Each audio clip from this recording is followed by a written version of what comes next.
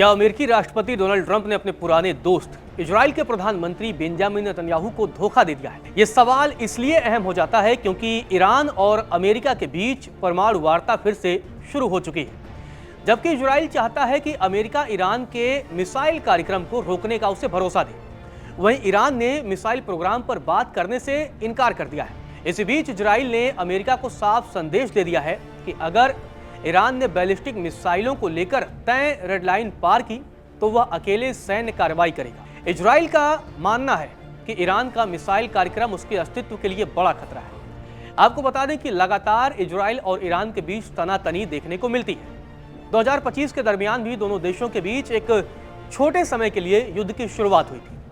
तब अमेरिका ने मध्यस्थता की थी और ईरान के परमाणु संयंत्र कार्यक्रम, जिसमें कि फोर्डो था, नतांज था, इन सब जगहों पर B-2 बॉम्बर से हमला किया था।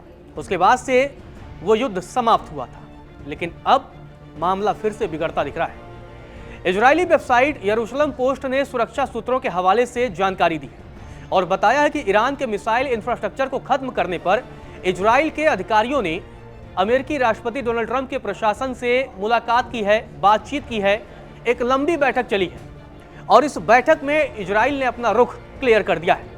इजराइल के सैन्य अधिकारियों ने अमेरिकी अफसरों से ईरान की मिसाइल मैन्युफैक्चरिंग साइट पर हमला करने पर जोर दिया है।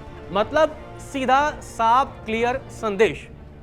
इजराइल चाहता है कि ईरान के मिसाइल प्रोग्राम पर रोक से इनकार करने पर अमेरिका उस पर हमला करे। ये बड़ी जानकारी है क्योंकि इजराइल नहीं चाहता कि पहले वो हमला करे, क्योंकि अगर इजराइल ईरान पर हमला करता है तो युद्ध की नौबत आ जाएगी। लेकिन अगर अमेरिका की तरफ से यह कार्रवाई होती है तो शायद ईरान पलटवार न करे। हालांकि पहले भी ईरान की तरफ से, चाहे वो खामिनेई हैं, चाहे वो राष्ट्रपति हों, उनकी तरफ से लगातार ये बयानबाजी करती जाती रही है कि अगर अमेरिका इस बार उस पर हमला करता है तो ईरान भी चुप नहीं बैठेगा और बदला लेगा। अब इजरायली अधिकारियों ने अमेरिकी अधिकारियों के साथ बैठक में क्या कुछ बयान दिया है वो आपको बताते हैं। बैठक में इजरायली अधिकारियों ने कहा कि ईरान बैलिस्टिक मिसाइलों पर हमारी तय की गई रेड लाइन को पार करता है तो हम अकेले हमला करेंगे।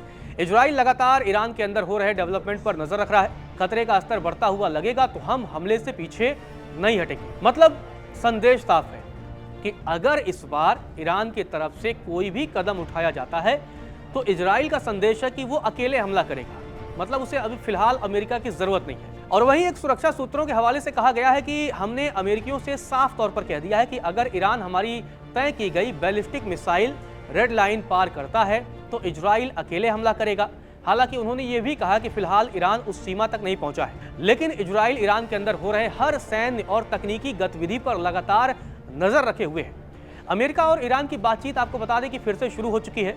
1 महीने तक चले तनाव के बाद ओमान में शुक्रवार को दोनों पक्षों ने बातचीत की है और ये बैठक और ये बातचीत बहुत अहम मानी जा रही है क्योंकि इसके पहले दोनों तरफ से चेतावनी और धमकियों का दौर शुरू था और उसके बाद से अब ओमान में बैठक।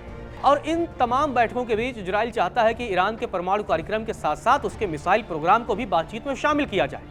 जबकि दूसरी तरफ ईरान ने साफ कर दिया है कि वह सिर्फ परमाणु कार्यक्रम पर बातचीत करेगा।